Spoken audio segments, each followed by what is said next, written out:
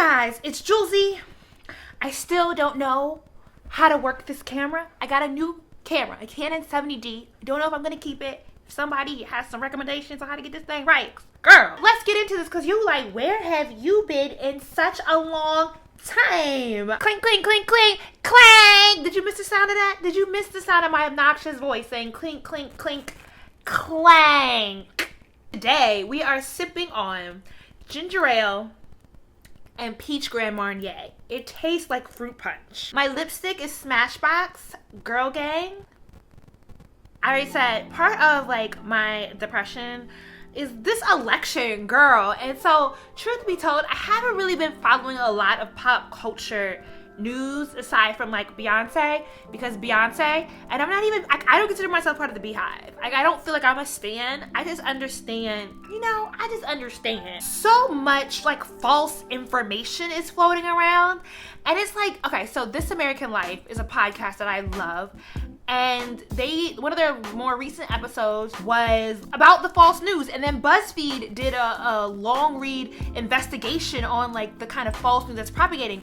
People are making a ton of money off of doing clickbait content off these websites, publications like the Washington Times and these other publications that don't really have the ethics standards for the articles that they publish. And so BuzzFeed found that as like these young teenagers in like Canada and I think the Maldives or Moldonia, somewhere out like East Europe or something.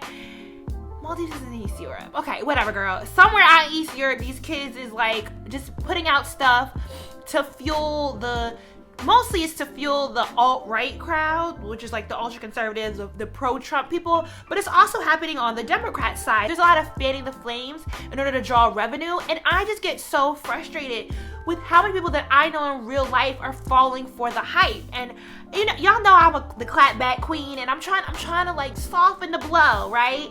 But I've been like having to walk away from wanting to educate people because I don't have time to give everybody a U.S. government history lesson.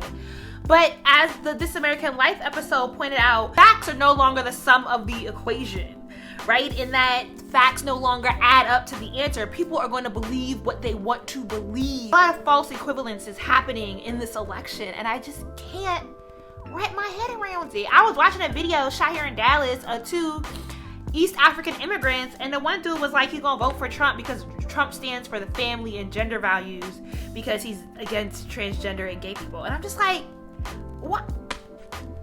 Let's move on to Beyonce, because some of us just want a reprieve. Some of us just want a happy moment. We want to exhale. We want to breathe. Beyonce performed at the CMAs with the Dixie Chicks. I was not falling for the shenanigans. I did not watch the award ceremony because I was not fit to sit up there and watch a bunch of people who don't approve of my culture. The Beehive is on it. Her whole performance was up like before it was even over. There's a lot of cultural significance to Beyonce performing at the CMAs with the Dixie Chicks. Country music has kind of become like the cultural marker for the conservative, like Republican, white, Southern enclave. But even in the past, the founding of country music was off the back of black folk, black artists and songwriters that would write these songs for country artists and then be screwed over in their publishing rights and licensing rights and never saw a dollar or a dime for their work. And then to come to like the more modern day and how much black artists have a harder time breaking into the country music scene. Like, it's a thing. And so to have Beyonce in her blackest year ever with the Dixie Chicks, who are like the pariahs of country music in that they have been very vocal at speaking out against conservative politicians, one being George Bush, or like having this big poster of Donald Trump with devil horns as the backdrop on their concerts for their tour. A country song written by Winter Gordon and Kevin Cossum, two black people who are known as R&B and hip-hop artists. Come on, full circle. Bring it back. And then on top of that, Daddy Lessons has like, am I the only one that heard the Zydeco influence in Daddy Lessons? I feel like I mentioned this in my review of Lemonade, and y'all got it. To have Beyonce in all her glory and her titties looking so magnificent and the skin and the glow, and she's black as this year. Ray Charles was the first one to drop a country album that went platinum.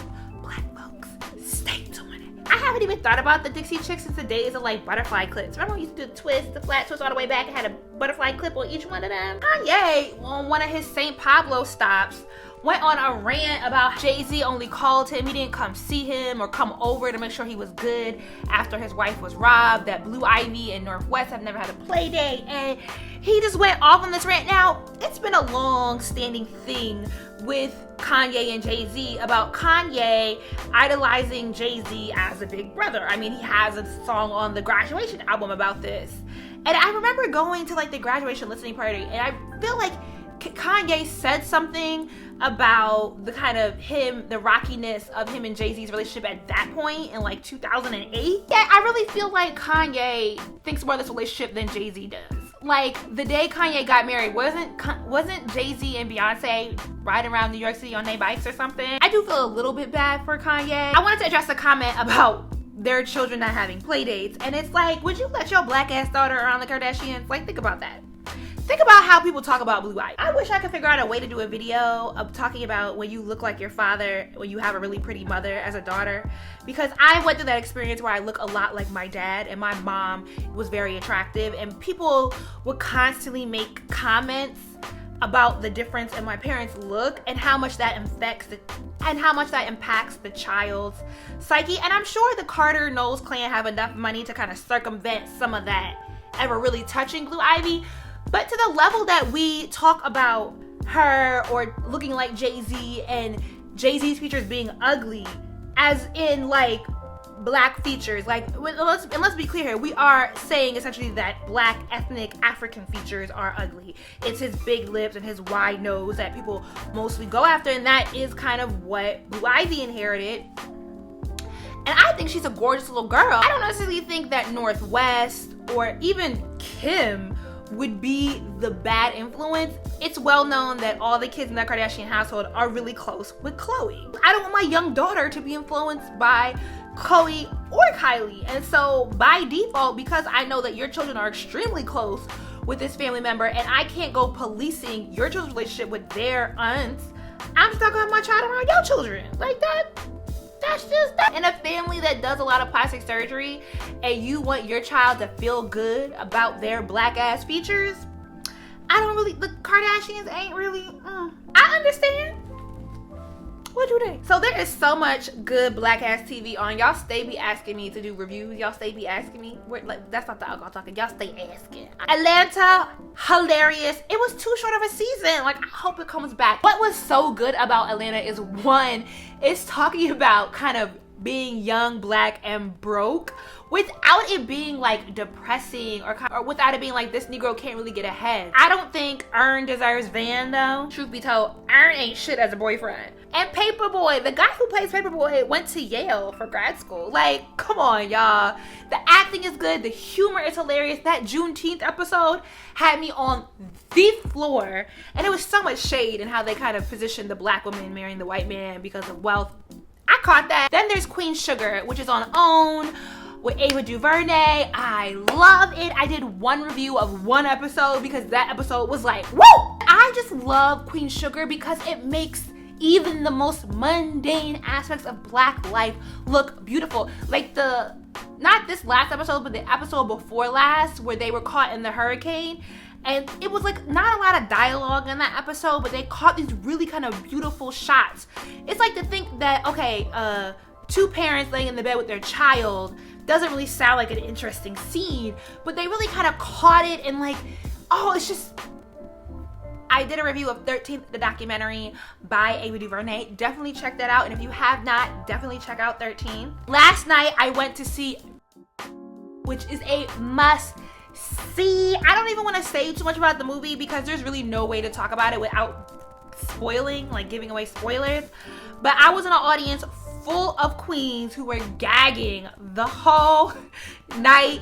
They were just so animated. It was so interesting because if you go see the movie, it's actually not a dialogue heavy movie at all. The main character, Chiron, can't say more than 3 words at a time. He's just real quiet. A lot of the movie is left up for interpretation. It talks about black masculinity and sexuality and the kind of struggles and complexities in that, and the right that black men have to being fluid. And even just the kind of character arcs Janelle Monáe is gorgeous.